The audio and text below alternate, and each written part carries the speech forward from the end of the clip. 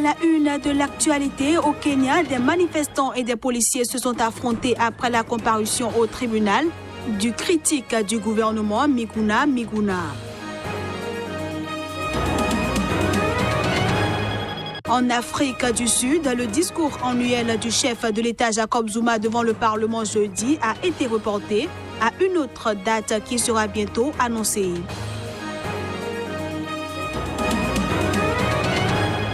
Et puis en Tunisie, 5 ans après son assassinat, la famille de l'opposant Chokri Belaïd veut la vérité.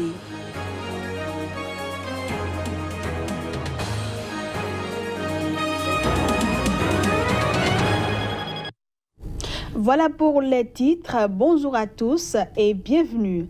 Dans une vidéo qu'il a rendue publique ce mardi, Abubakar Shekau, le chef de Boko Haram, s'est dit déterminé à poursuivre le combat contre les autorités nigérianes et l'éducation occidentale. Et ce, quelques jours après que les militaires nigérians aient assuré que le mouvement djihadiste avait été vaincu. Dans sa vidéo, Abubakar Shekau assure qu'une récente offensive pour déloger Boko Haram de son bastion dans la forêt de Sambisa, dans l'état de Borno, a échoué. Il contredit ainsi le gouvernement du Nigeria qui s'est proclamé à plusieurs reprises vainqueur de Boko Haram, qui signifie l'éducation occidentale est interdite en langue Hausa. Le président nigérien Muhammadu Buhari a ainsi assuré en décembre 2015 que les djihadistes avaient été techniquement battus. Au Kenya, un membre de l'opposition a été inculpé ce mardi devant un tribunal de trahison. Son péché, avoir participé à l'investiture symbolique de l'opposant Raila Odinga. La cérémonie est considérée par le pouvoir comme un défi à son autorité. Suivant l'acte d'accusation présenté mardi devant un tribunal du comté de Kajiado, Miguna Miguna est accusé d'avoir consenti à faire prêter serment à Raila Amolo Odinga, ce qui a contraint ce dernier à commettre le crime capital de trahison. L'homme est aussi accusé d'être membre du mouvement de résistance nationale lancé par l'opposition pour protester contre la réélection en 2017 du président Uhuru Kenyatta. Miguna Miguna avait joué un rôle capital dans la prestation de serment de Odinga comme président du peuple le 30 janvier. Il avait été arrêté vendredi lors d'un raid spectaculaire mené à son domicile à l'aube par la police. Miguna est l'un des 3 membres de l'opposition avec les députés TG Kajwang et George Ladoa à avoir été arrêtés en lien avec l'investiture de Raila Odinga. De nombreuses personnes sont descendues mardi dans les rues de Kisumu, dans l'ouest du Kenya, pour demander sa remise en liberté et la police a fait usage de gaz lacrymogène pour les disperser. Pour mémoire, la réélection de Kenyatta s'était accompagnée de plusieurs mois de troubles qui ont fait 92 morts, selon les défenseurs des droits de l'homme. Toujours au Kenya, des manifestants et des policiers se sont affrontés après la comparution au tribunal ce mardi du critique du gouvernement kenyan. Miguna Miguna pour faire face à des accusations liées à l'inauguration simulée du président du peuple Raila Odinga. Suivons à présent la réaction de quelques manifestants. Miguna n'a rien fait parce qu'ils veulent inculper Miguna. C'est Raila qui doit être inculpé. Pourquoi craignent-ils Raila? Miguna était juste là pour aider Raila à prêter serment. C'est Raila qui doit être inculpé. Pourquoi craignent-ils Raila? Ils devraient aller directement chez Raila. Même Jésus-Christ, c'est à Jésus-Christ qu'ils sont allés, pas aux disciples.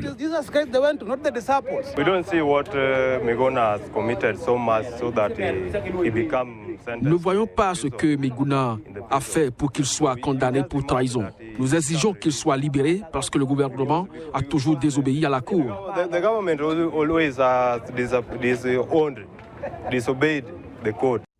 Allons à présent en Afrique du Sud et je le disais en titre, le discours annuel du président Jacob Zuma prévu jeudi, demain donc, devant le Parlement a été reporté. L'annonce a été faite ce mardi par la présidente de l'institution, Baleka Mbete. Reportage. Alors que l'ANC, le parti au pouvoir, discute d'un départ anticipé du controversé chef de l'État Jacob Zuma, son discours annuel devant le Parlement a été reporté à une autre date qui sera annoncée très bientôt. Et selon la présidente du Parlement, il était nécessaire d'assurer un climat politique plus propice au discours du président. Nous croyons que la bonne décision a été prise par l'institution parlementaire. Son intégrité est intacte. Il a été épargné l'indignité absolue d'être abordé par le président discrédité d'un gouvernement discrédité. La réponse de l'ANC est que nous saluons le report de SONA 2018 parce qu'en effet, d'où nous sommes assis, cela nous donne à tous, en tant que parti dans l'Assemblée et aussi dans le NCOP, l'occasion de travailler vers une SONA qui ne sera pas chaotique, une SONA qui ne sera pas perturbée, mais une SONA qui sera à la hauteur de tout notre peuple. Nous nous félicitons de l'ajournement du discours sur l'état de la nation et attendons avec intérêt une motion de censure que nous réitérons qu'il devrait être convoqué avant tout discours sur l'état de la nation, car Jacob Zuma ne démissionnera probablement pas d'ici peu. Le Congrès national africain ANC, qui devait se pencher ce mercredi sur un départ anticipé du président Jacob Zuma, a aussi reporté sa réunion extraordinaire à la suite de discussions constructives ce mardi soir entre le chef de l'État Jacob Zuma et son possible successeur Cyril Ramaphosa. Violence inédite à Goma, dans l'est de la République démocratique du Congo. 12 patients ont été poignardés sur le lit d'hôpital par des personnes non identifiées. Les images. Le drame a été enregistré dans 2 structures de santé à Mbosho, un quartier de Goma, capitale de la province du Nord Kivu, en RDC, où se sont introduits des malfrats. C'était dans la nuit de dimanche à lundi. 12 malades ont alors été blessés à l'arme blanche. Selon le rapport médical communiqué mardi, les malades ont été transférés dans 2 autres centres hospitaliers plus fiables et leur vie est hors de danger. C'est la panique. Les habitants se demandent si ce sont des forces démocratiques alliées, ADF, qui sont arrivées à Goma, vu que c'est le même mode opératoire qu'ils utilisaient à Beni. Il s'agit d'un groupe armé de présumés rebelles ougandais musulmans qui sèment la terreur dans le territoire de Beni, à 250 km au nord de Goma. Présents depuis 1995 en RDC, ils sont accusés d'être les auteurs d'une série de massacres civils ayant fait plus de 700 morts depuis octobre 2014. Les Nations Unies accusent un officier de l'armée congolaise, le général Mwindo Akili Mundos, d'avoir soutenu ces massacres quand il commandait les opérations de l'armée congolaise contre les ADF entre octobre 2014 et juin 2015. L'ONU a fermement condamné l'attaque en décembre dernier d'un hôpital civil à Ipi, dans le centre de la Centrafrique. Elle pointe du doigt 2 groupes armés qui avaient pris par le passé, nié en bloc avoir attaqué l'établissement et tué 17 civils. Les détails. La MINUSCA a dépêché une mission d'établissement des faits au mois de janvier 2018 qui a confirmé l'attaque délibérée contre les civils à l'hôpital d'Ipi, a déclaré la mission de l'ONU en Centrafrique dans un communiqué. Les combattants de l'Union pour la paix en Centrafrique, UPC, et du Front populaire pour la renaissance de la Centrafrique, FPRC, avaient encerclé l'hôpital et ouvert le feu sur le personnel civil de l'hôpital et sur les patients, tuant 12 hommes, une femme, 3 enfants et un nourrisson, selon des témoignages recueillis par la MINUSCA. Par le passé, ni l'UPC ni le FPRC n'avaient reconnu être à l'origine de l'attaque de l'hôpital. L'attaque de l'hôpital d'Ipi a eu lieu durant un cycle de violences meurtrières dans le centre du pays. Début décembre, les combats opposaient des membres du FPRC alliés aux combattants de l'UPC à des anti-Balaka sous le commandement du chef Gaëtan Boadé, allié à une branche dissidente du FPRC emmenée par le général Azor Khalit.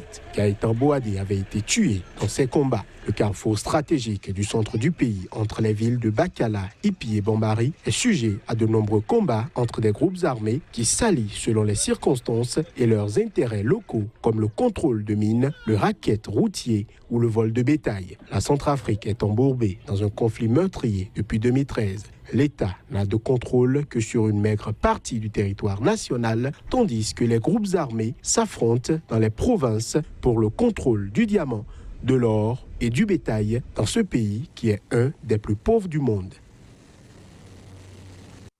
Ce journal se poursuit au Mali. Une décision de la Cour suprême condamne l'État à payer plus de 38 millions d'euros à la société Guostar. Cette dernière a en effet fourni des équipements militaires à son armée.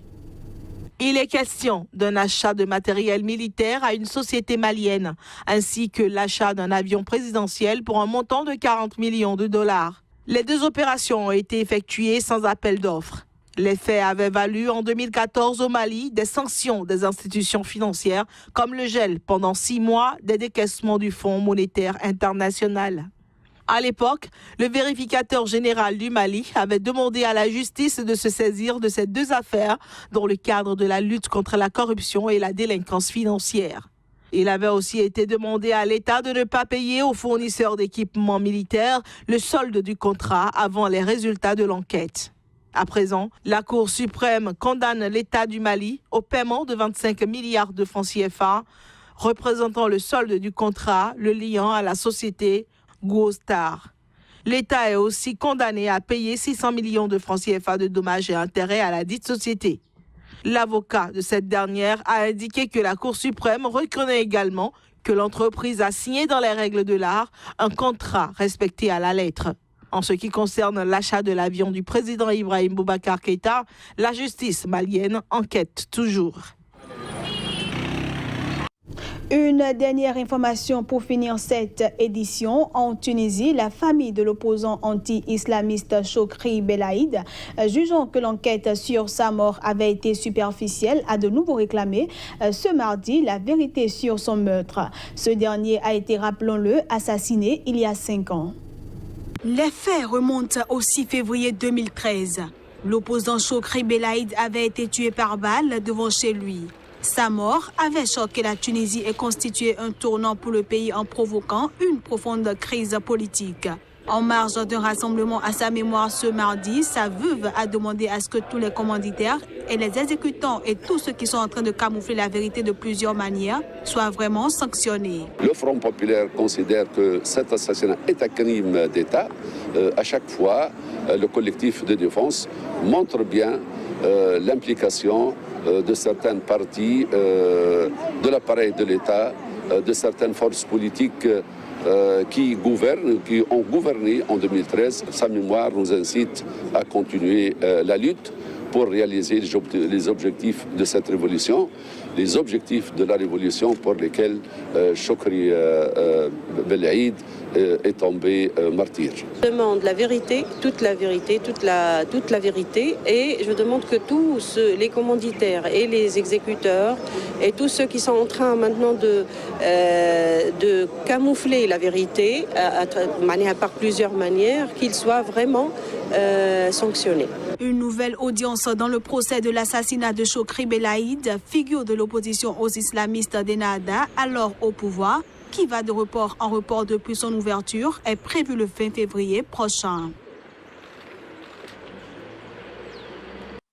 Et voilà, mesdames, messieurs, ce sera tout pour cette édition que je vous remercie d'avoir suivi. À bientôt.